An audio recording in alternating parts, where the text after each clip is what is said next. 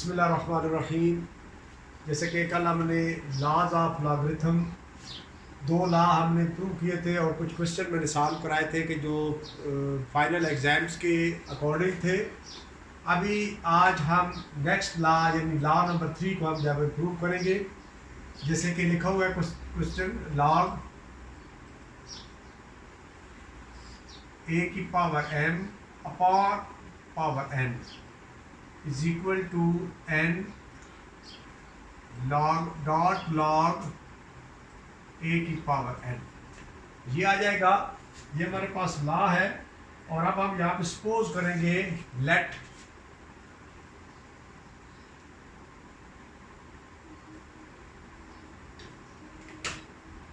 log a की power m is equal to x। अब ये हमारे पास एक इक्वेशन बन जाएगी। यानी सबसे पहले हम सपोज करेंगे और उसके बाद हम जो है इसको सोल्यूशन जो है वो बाय पावर लॉ को ख़त्म करके तो क्या आ जाएगा, a की power x is equal to m। इसको एक्सपोनेंशियल फॉर्म कहते हैं, इसको लॉगरिथम फॉर्म कहते हैं। जब भी हमने लॉगरिथम फॉर्म को एक्सपोनेंशियल फॉर्म में लाना हो तो ये वैल्यू जो है वो इसकी पावर बन जाती है। पावर जो होता है इधर वैल्यू आ जाती है, तो आ जाएगा a की power x is equal to m। अब ये हमारे पास एक वैल्यूज आ गई। अब हमने क्या करना है कि हमारे पास जो है वो इसी की वैल्यूज हम n देंगे दोनों साइडों पे। a की power x under bracket power n is equal to n की पावर n। अब जब हम इसको लॉग देंगे, इसको हल करेंगे तो आ जाएगा a की power nx is equal to n की पावर n। ये आ जाएगा।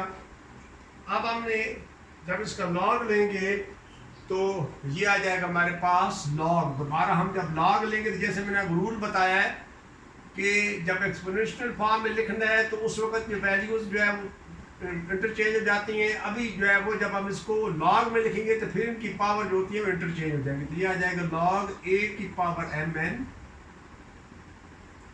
Is equal to nx।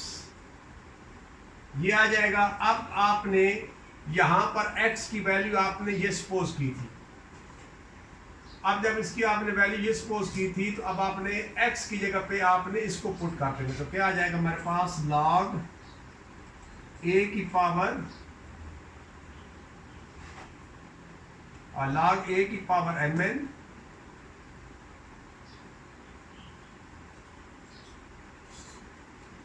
Is equal to n। और x की वैल्यू हमने ये ली थी तो ये इसके अंदर पुट कर देंगे डॉट log a की पावर n। तो ये अब आपका जो है वो फार्मूला प्रूव हो जाएगा, ये इसका आंसर आ जाएगा। Do you understand? Yes sir. Next आपका नेक्स्ट लॉ जो है वो ये होगा,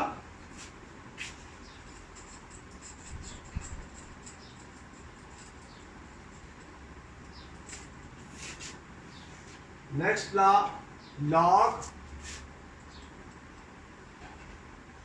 b की power m is equal to log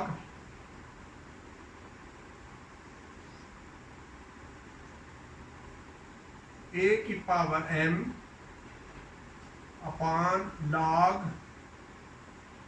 a की पावर b। ये अब आपके पास लॉ है। अब इसको आपने इसके लिए सपोज करेंगे कि लेट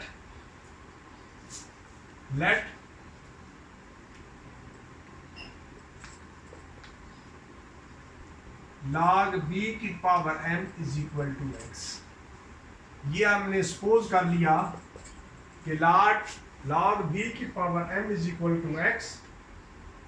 और जब इसको दोबारा हम एक्सपोनेंशियल फॉर्म में लिखेंगे तो मैंने कहा था कि ये इसकी पावर बन जाएगी, जो पावर है इसकी वैल्यू x की जगह पे चलेगी। तो क्या आ जाएगा, b की power x is equal to m। अब ये अब आपके पास एक्सपोनेंशियल फॉर्म में आपने लिखी है। जब इसको आप एक्सपोनेंशियल फॉर्म में लिखेंगे, अब आप जाके देखेंगे कि log a b की पावर x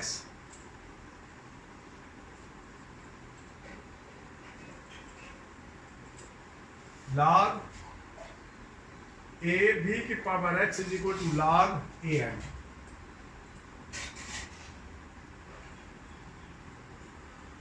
log a की पावर m। और जब log a की पावर m, अब आपने क्या किया कि इसको जब हल करेंगे तो पावर, इसलिए पावर जो है वो इधर आ जाएगी, तो क्या आ जाएगा हमारे पास x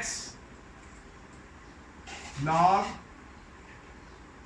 a की power b is equal to log a की पावर n। अब आप क्या करेंगे, अब आप जो है वो जिस तरह इक्वेशन बनती है इसमें से आप x कॉमन ले ले तो आ जाएगा x is equal to log a की power m upon log a की पावर b।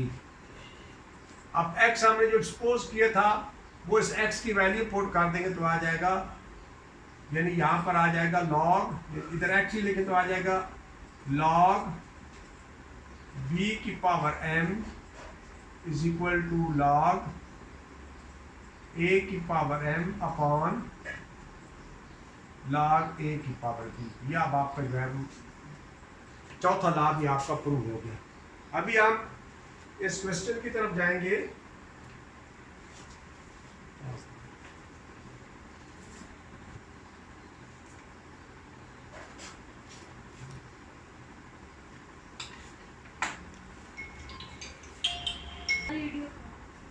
बिस्मिल्लाहिर्रहमानिर्रहीम।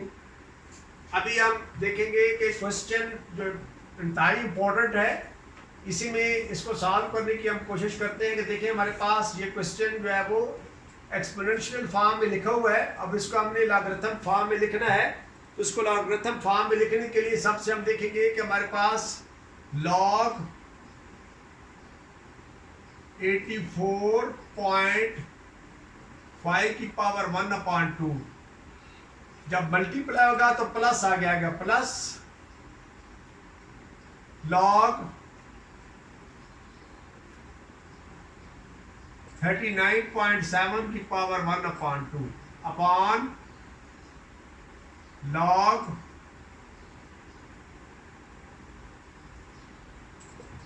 23.4 की पावर 1/2। अब ये आ जाएगा। इसको सॉल्व करने के लिए हम क्या करेंगे कि सबसे पहले जब इसको लिखेंगे log 1/2 log 84.5, जैसे मैंने अभी आप लास्ट चौथा लॉ जो प्रूव किया है कि जो पावर थी x पावर थी उसको मैं पहले लेकर आया था log से, इसी तरीके से इसकी जो पावर है ये इसे log से पहले आ जाएगी, प्लस 1/2 log 39.7। अब ये जब ऊपर जाएंगे तो ये माइनस हो जाएगा, माइनस log 23.4 और इसकी पावर 1/2 इससे पहले आ जाएगी 1/2।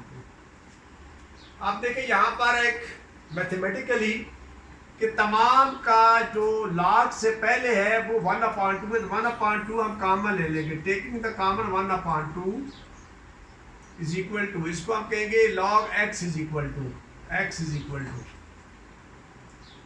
1/2 log 84.5 plus log 39.7 minus log 23.4। अब इसको हल करने के लिए आ जाएगा 1/2। अब यहां पर कैरेक्टरिस्टिक और मेंटिसा 84.5 है, पॉइंट से जितने भी डिजिट लेफ्ट साइड पे होंगे उनमें से एक आप माइनस कर लेंगे। There are two methods. One method is you will first of all write according to the scientific notation. The scientific notation means that one non-zero digit should be before the decimal point. जैसे अब आपने ये लिखना है 346.97, इसको scientific notation में लिखना है तो इसका पॉइंट यहाँ पे होना चाहिए। जब पॉइंट यहाँ पर आएंगे तो कितने पॉइंट डिजिट आप मूव करेंगे 1 2, यहाँ पर तो आ जाएगा 4697। अब इसका कैरेक्टरिस्टिक क्या था, जितने डिजिट आपने पॉइंट मूव किया, यानी 2 डिजिट मूव किया है तो करेक्टरिस्टिक 2 होगा। एक तो ये मेथड होगा और उसके बाद फिर आगे आप इसमें जो है वो लॉग लेंगे। दूसरा मेथड ये है कि आप पॉइंट के राइट लेफ्ट साइड पे डिजिट गिने, कितने डिजिट है, 3 डिजिट है, 6, 4 और 3, 3 डिजिट हो गए। 3 डिजिट में से 3 आते हैं, 3 में से 1 माइनस करेंगे तो आपका वो करेक्टरिस्टिक आ जाएगा। अगर 4 डिजिट हो तो 4 में से 1 माइनस करेंगे तो 3 करेक्टरिस्टिक आ जाएगा। अगर आपके पास 5 है तो 5 में से 1 माइनस करेंगे तो 4 करेक्टरिस्टिक आ जाएगा। अगर आपके पास 1 डिजिट है तो आप उसमें से 1 माइनस करेंगे तो आपका 0 करेक्टरिस्टिक आ जाएगा। अगर आपके पास इसी तरीके से करके नेक्स्ट साइड पे फिर माइनस में आता जाएगा। तो ये अब आपका मेथड है कि अभी आप देखेंगे 2 डिजिट है तो इसका करेक्टरिस्टिक 1 आएगा। अब 84 को की रो में, यानी इसे रो कहते हैं और इसको कॉलम कहते हैं। तो अब जो कॉलम वाइज आ रहा है 84 के रो में आप देखेंगे कि आगे 5 कॉलम है, 84 रो होगी और 5 जो है वो कॉलम होगा, यानी ये 84 रो और ये 5 जो है वो कॉलम होगा। यानी 5 के कॉलम में आपने देखना है तो इसकी क्या वैल्यू आएगी, 9269 9269 प्लस। अब इसका भी कैरेक्टरिस्टिक क्या आएगा, 1 आएगा। पॉइंट से लेफ्ट साइड में 2 डिजिट है तो 1 कैरेक्टरिस्टिक आएगा 1 पॉइंट। अब 39 को 7 के कॉलम में देखें, यानी 39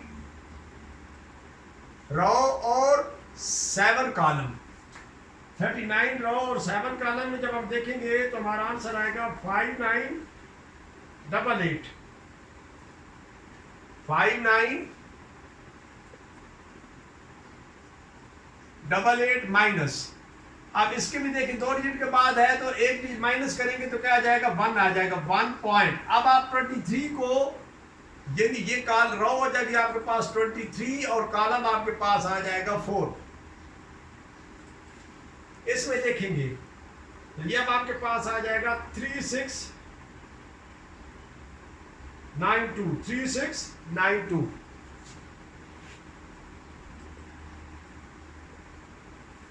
अब आप इन सबको ऐड कर लेंगे,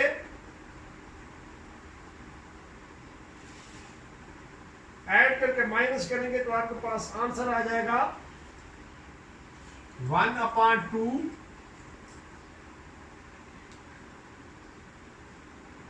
2.1565। अब इसको आप जब 2 से डिवाइड करेंगे तो आंसर आ जाएगा 1.0 टू 7 आर 14 टू 8 आर 16 और टू 2 आर 4, 1.078। अब आगे 5 है तो उसको राउंड अप करेंगे तो ये 3 हो जाएगा। यानी आगे आप पूरा डिवाइड करते हैं तो 4 डिजिट तक पॉइंट से लेफ्ट राइट साइड पे 4 डिजिट तक आप करें। अब ये log x आपकी वैल्यू आ गई, यानी log x is equal to this. अब आप देखिए इसका कैरेक्टरिस्टिक क्या है, कैरेक्टरिस्टिक आपका 1 है, मेंटिसा क्या है 0.0783।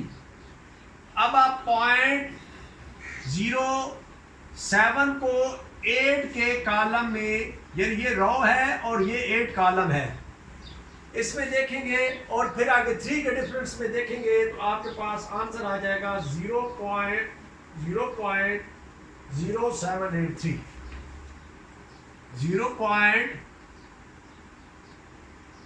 0.0783 ये अब आपके पास है इसका, यानी जब आप लॉग देखेंगे तो ये अब आपके पास लॉग आया था इसका और अब आ जाएगा मेरे पास 0.0873। तो दोबारा समझे कि ये हमारे पास कैरेक्टरिस्टिक 1 है। अब 1.0783 जब इसका एंटी लॉग देखेंगे कैरेक्टरिस्टिक में इसका मेंटी से था 0.0783। अब 0.07 को जब 8 में देखेंगे और 3 के डिफरेंस में देखेंगे तो आपका आ जाएगा 11,9,756 11,9,756।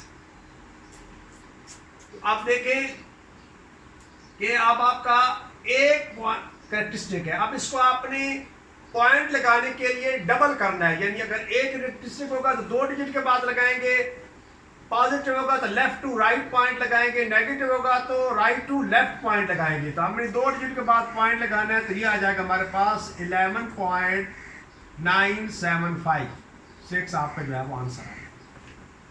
This is your anti log.